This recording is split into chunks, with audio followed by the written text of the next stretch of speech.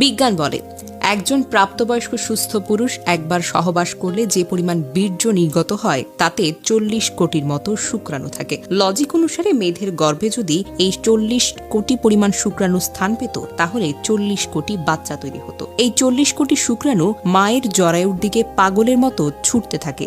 জীবিত থাকে মাত্র 300 থেকে 500টি শুক্রাণু, আর বাকিরা এই ছুটে চলার পথে ক্লান্ত অথবা পরাজিত হয়ে মারা যায়। এই 300 থেকে 500টি শুক্রাণু যেগুলো ডিম্বাণুর কাছে যেতে পেরেছে তাদের মধ্যে মাত্র একটি মহা শক্তিশালী শুক্রাণু ডিম্বাণুকে ফার্টিলাইজ করে অথবা ডিম্বাণুতে আসন গ্রহণ করে। সেই ভাগ্যবান শুক্রাণুটি হলো আপনি কিংবা আমি অথবা আমরা সবাই।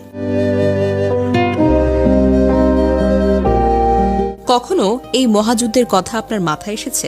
আপনি যখন দৌড় দিয়েছেন তখন ছিল না আপনার চোখ, হাত কিংবা পা কিংবা মাথা, তবুও তো আপনি জিতেছেন।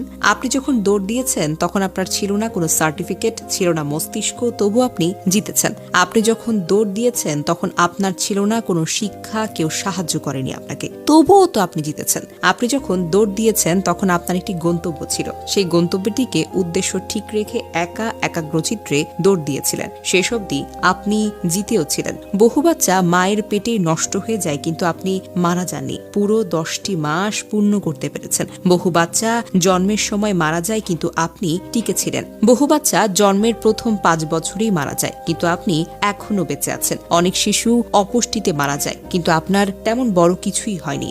বড় হওয়ার পথে অনেকেই দুনিয়া থেকে বিদায় নিয়েছে কিন্তু আপনি এখনো বেঁচে আছেন। আর আজ আপনি কিছু একটা হলে ঘাবড়ে যান, নিরাশ হয়ে পড়েন। কেন বলুন তো? কেন ভাবছেন আপনি হেরে গেছেন? কেন আপনার আত্মবিশ্বাসটা হারিয়ে ফেলেছেন? কেন আপনার বন্ধু বান্ধব, ভাই বোন, সার্টিফিকেট সবকিছু আছে, হাত পা আছে, শিক্ষা আছে, প্ল্যান করার মস্তিষ্ক আছে, সাহায্য করার মানুষ আছে, তবুও আপনি আশা হারিয়ে ফেলছেন?